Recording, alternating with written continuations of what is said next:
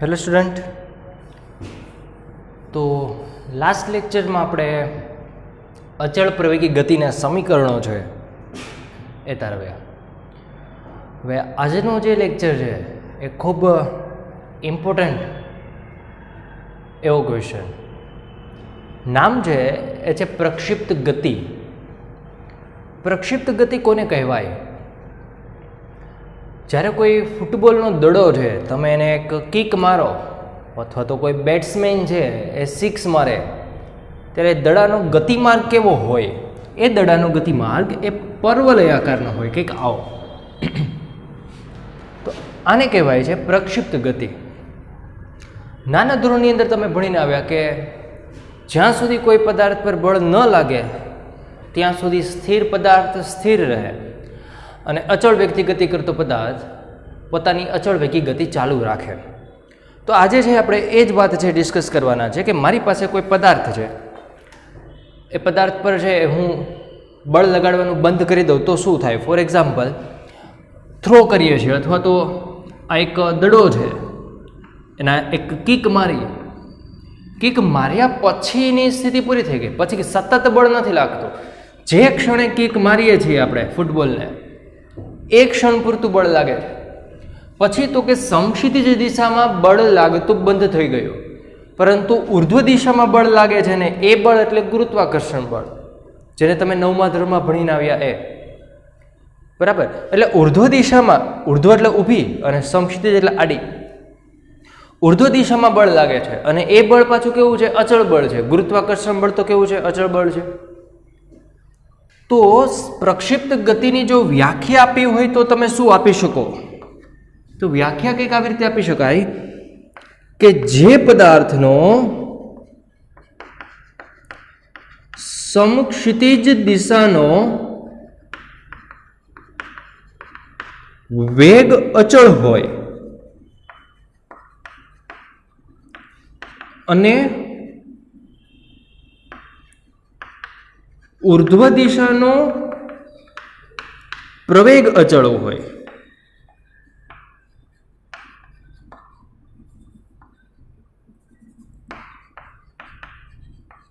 પદાર્થની તેવી ગતિને પ્રક્ષિપ્ત ગતિ કહેવાય. એટલે સમક્ષિતિજ દિશામાં બળ લાગતું બંધ થઈ જાય, બળ ન લાગે તો પહેલો નિયમ જે ન્યૂટનનો છે એના મુજબ એની ઝડપ કેવી હશે? અચળ હશે. અને ઉર્ધ્વ દિશામાં શું લાગે છે? ગુરુત્વાકર્ષણ બળ, અને ગુરુત્વાકર્ષણ બળ કેવું છે? અચળ બળ. જો બળ અચળ તો F બરાબર ma. જો બળ અચળ હોય તો પ્રવેગ કેવો હોય? અચળ હોય. તો પદાર્થની આવી ગતિ છે એને કહેવાય પ્રક્ષિપ્ત ગતિ. બોર્ડ પર એવી જ એક સ્થિતિનું નિર્માણ કરેલું છે, એવો જ એક ડાયાગ્રામ બનાવેલો છે કે એક પદાર્થ છે જેનો શરૂઆતમાં ખૂણો છે એ છે θ0 x અક્ષ સાથે, અને એનો શરૂઆતનો પ્રારંભિક વેગ છે ધારો કે v0, અને ઉગમ બિંદુથી જ ગતિની છે એ શરૂઆત થઈ છે. તો આપણે એ જ વાત છે એ અહીંયા લખી રાખીએ કે ભાઈ કોઈ પદાર્થનો t બરાબર 0 સમય એટલે કે પ્રારંભિક સમયે વેગ v0 છે અને ગતિ ઉગમ બિંદુથી શરૂ થાય છે. જો ઉગમ બિંદુથી શરૂ થતી હોય તો એના પ્રારંભિક યામ x, y એટલે કે x0, y0 પ્રારંભિક છે એટલે આપણે x0 લખશું. કેવા હશે? 0, 0 હશે. ભાઈ પ્રારંભિક સમય એટલે કે શરૂઆતમાં આ જે v0 છે એનો ધન x અક્ષ સાથેનો કોણ θ0 છે, જે હમણાં આપણે વાત કરી, એને કહેવાય પ્રક્ષિપ્ત કોણ. આ θ0 છે એને કહેવાય પ્રક્ષિપ્ત કોણ. તો આપણે 4 સમીકરણની વાત કરીએ કે ભાઈ પ્રારંભિક સ્થાન છે એ છે એનું 0, x0 પણ 0 છે અને y0 છે એ પણ 0 છે. પ્રારંભિક વેગનો x ઘટક જો લેવામાં આવે તો એ શું હશે? v0 cos θ0. યાદ કરો ax ઇઝ ઇક્વલ ટુ શું હતું? a cos θ હતું. v0 નો x દિશાનો ઘટક, એ સદિશનો x દિશાનો ઘટક, સદિશનું મૂલ્ય જે અક્ષ સાથેનો ખૂણો હોય એ ઘટક cos, x અક્ષ સાથેનો ખૂણો છે એટલે ઘટક cos, અને y ઘટક શું મળશે તમને? તો બાળકો y ઘટક આપણે મળશે v0 sin θ0. ઓકે,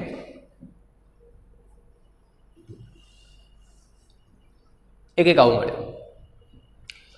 આ ક્યારની સ્થિતિ છે? આ છે t બરાબર 0 સમયે. કહેવાનો મિનિંગ છે પ્રારંભિક સમયે. t સમય પછી શું થાય? t સમય પછી ધારો કે પદાર્થનો વેગ v સદિશ છે.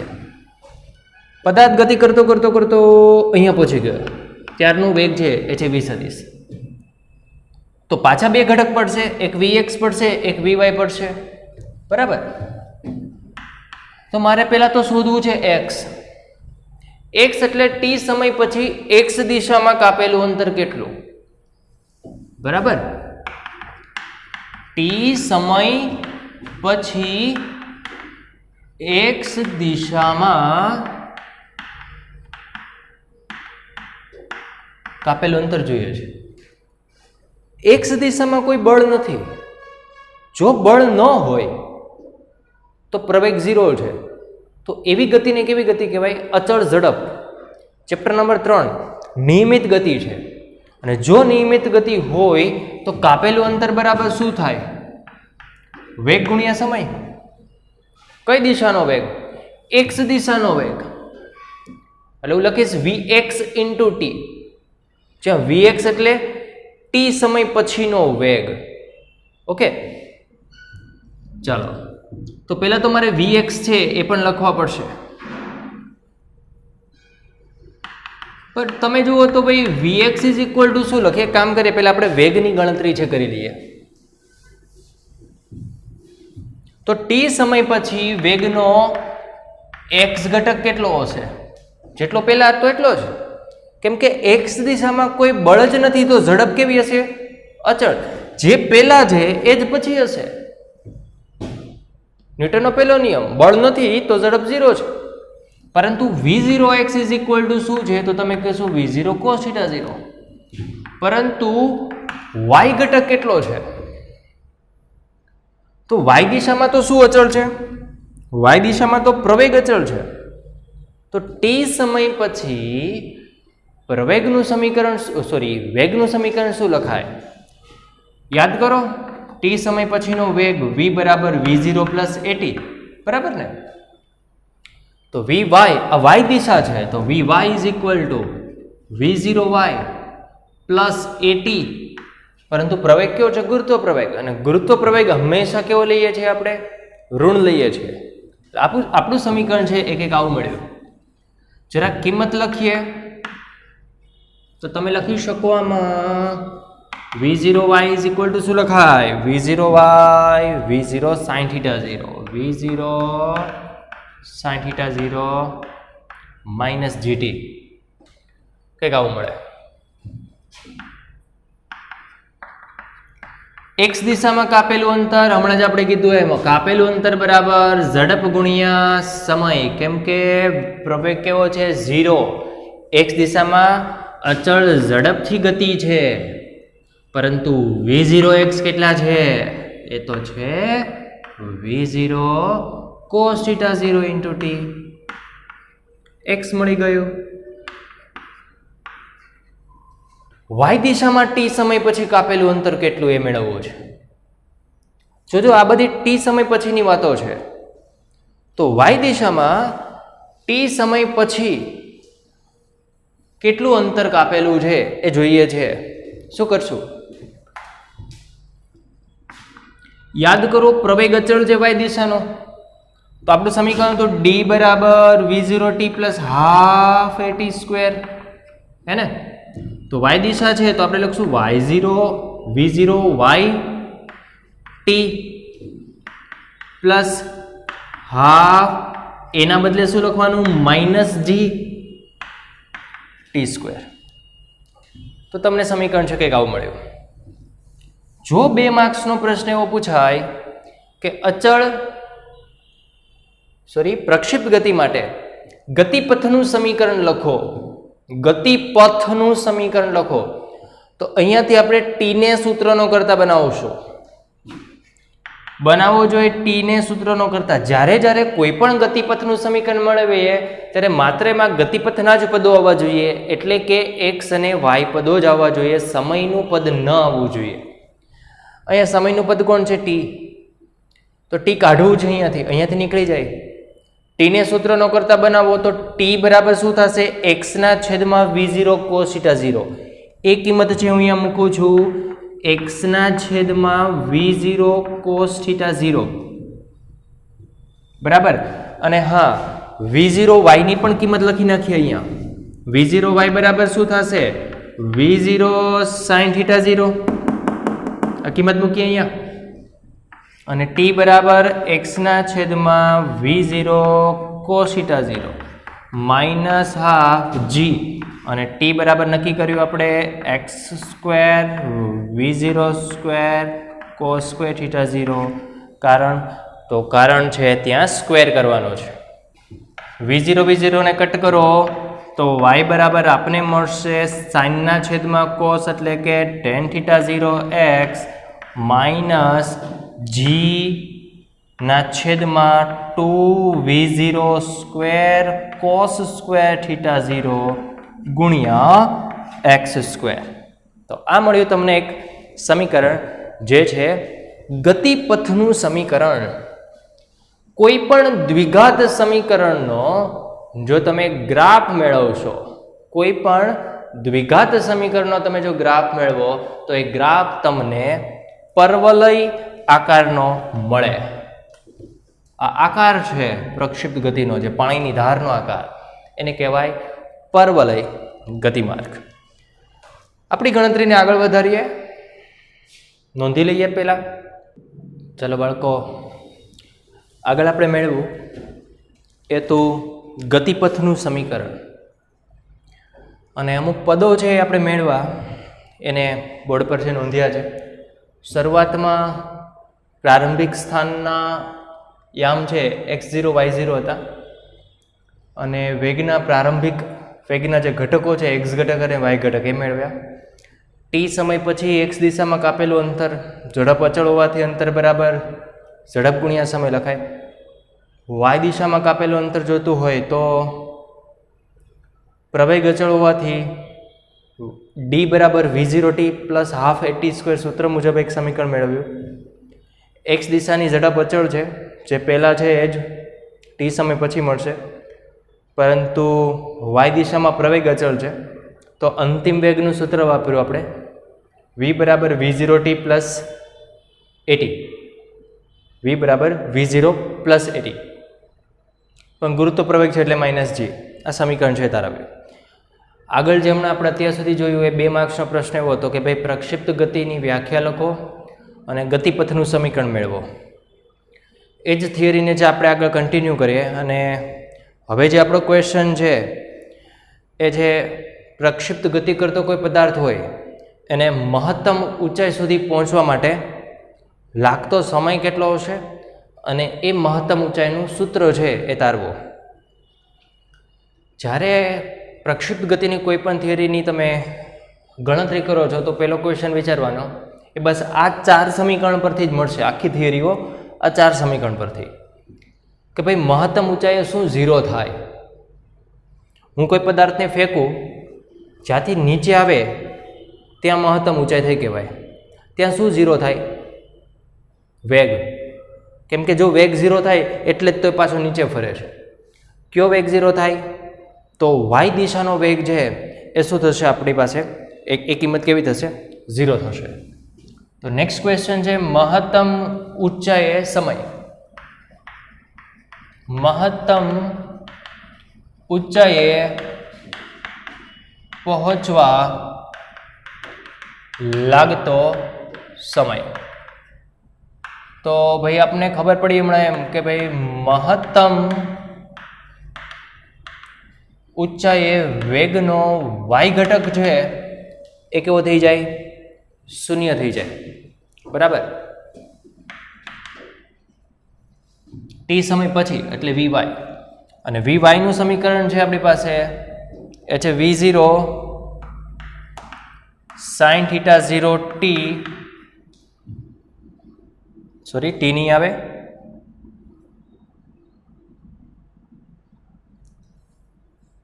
Minus GT is equal to 0. શું કર્યું આપણે? VY ની કિંમત મૂકી. માઇનસ GT ને પેલી બાજુ લઈ જઈએ. પહેલાં તો આ મહત્તમ ઊંચાઈ લાગતો સમય છે એટલે આપણે સફિક્સમાં લખશું m. Time to reach at maximum height, મેક્સિમમનો m કર્યો છે. તો ભાઈ આપણે આવું સમીકરણ મળ્યું કે GTm is equal to V0 sin θ0. તો મહત્તમ ઊંચાઈએ પહોંચવા લાગતા સમયનું સમીકરણ છે એ આપણે મળી ચૂક્યું અને એ છે V0 sin θ0 પણ છે. નેક્સ્ટ આપણો ક્વેશ્ચન છે એ છે ભાઈ મહત્તમ ઊંચાઈ કેટલી? ઊંચાઈ ક્યાંથી મળશે આ ચાર સમીકરણમાંથી? ઊંચાઈ x દિશામાં હોય કે y દિશામાં હોય? ઓબ્વિયસલી કઈ દિશામાં છે?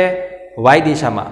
એટલે કે જ્યારે કોઈ પદાર્થ આમ પ્રક્ષિપ્ત ગતિ કરે છે તો આ જે ઊંચાઈ છે મહત્તમ ઊંચાઈ છે, આ તારવી છે. તો y દિશામાં મહત્તમ ઊંચાઈ છે તો આપણે સમીકરણ પણ કોનું વાપરશું? y દિશાવાળું સમીકરણ વપરાય. તો y દિશાનું સમીકરણ છે આપણી પાસે આર્યું. એ સમીકરણ છે આપણે વાપરીએ છીએ. y ના બદલે મહત્તમ ઊંચાઈ છે V0 sin θ0. ટી ના બદલે શું લખવું જોઈએ? કયો સમય? મહત્તમ ઊંચાઈ સુધી પહોંચવા લાગતો સમય. એટલે આપણે લખી દઈશું ટી સફિક્સમાં m minus half GT square એટલે TM સ્ક્વેર. આ મહત્તમ ઊંચાઈનો સમય છે એની કિંમત જો ત્યાં મૂકીએ તો આપણે શું મળે જરાક ગણતરી કરીએ આપણે. ચાલો, TM ની કિંમત શું છે? V0 sin θ0 ના છેદમાં G minus half GTm square. Square કરી નાખું છું અહીંયા. V0 sin θ0 નો વર્ગ છેદમાં G સ્ક્વેર. જરાક સાદરૂપ આપી દઉં. V0 સ્ક્વેર sin સ્ક્વેર θ0 ના છેદમાં G, આ કૌંસ અંદર ગુણ્યો છે, માઇનસ આ 1 ના છેદમાં 2, એક G કટ કરી દઉં. V0 સ્ક્વેર sin સ્ક્વેર θ0 ના છેદમાં G. કોમન નીકળે કઈ? યસ, કોમન શું નીકળશે? V0 સ્ક્વેર sin સ્ક્વેર θ0 ના છેદમાં G કોમન. તો પહેલા કૌંસમાં 1 વધે, બીજા કૌંસમાં શું વધે? 1 ના છેદમાં 2. આખામાંથી અડધો જાય તો અડધો વધે, અથવા લસા લઈ લો બાળકો ત્યાં. તો આપણે મહત્તમ ઊંચાઈનું સમીકરણ મળી ચૂક્યું છે ભાઈ. એ છે કંઈક આટલું. બરાબર. તો પાછો 2 માર્ક્સનો પ્રશ્ન થયો કે પ્રક્ષિપ્ત ગતિ કરતા પદાર્થ માટે મહત્તમ ઊંચાઈ પહોંચવા માટે લાગતો સમયને મહત્તમ ઊંચાઈનું સમીકરણ તારવો. તમારે આ સમીકરણ તારવવું પડે. બાળકો, નેક્સ્ટ આપણે મેળવવું છે એ છે કુલ ઉડ્ડયનનો સમય. કુલ ઉડ્ડયનનો સમય એટલે શું? આખો ઉડીને પાછો આવે ને ત્યાં સુધીનો, અહીંયાથી લઈને અહીંયા સુધી પહોંચવા માટે લાગતો સમય. જો મહત્તમ ઊંચાઈ સુધી પહોંચવા માટે લાગતો સમય આપણે મેળવ્યો TM, time to reach at maximum height. Same way time to reach at maximum height આટલો જ હશે. પણ આપણે મેળવીએ એને. તો નેક્સ્ટ આપણો ક્વેશ્ચન છે એ છે ઉડ્ડયન સમય. ઇંગ્લિશમાં કહેવાય ફ્લાઇંગ ટાઈમ. કેટલો ટાઈમ સુધી પદાર્થ ફ્લાય કરે છે, ઉડે છે એ. હમણાં આપણે બોલ્યા આખી થિયરી તારવવા માટે પહેલો ક્વેશ્ચન શું વિચારવાનો? શું ઝીરો થાય? મહત્તમ ઊંચાઈએ શું ઝીરો થાય? ઝડપ ઝીરો થાય. કઈ ઝડપ? વાય ઘટક. એટલે આપણે અહીંયાથી શરૂઆત કરી. હવે આખો ઉડ્ડયન ટાઈમ માટે શું ઝીરો થશે? વાય ઝીરો થશે. જુઓ, અહીંયા સુધી પહોંચે તો વાય દિશામાં કંઈ અંતર છે જ નહીં.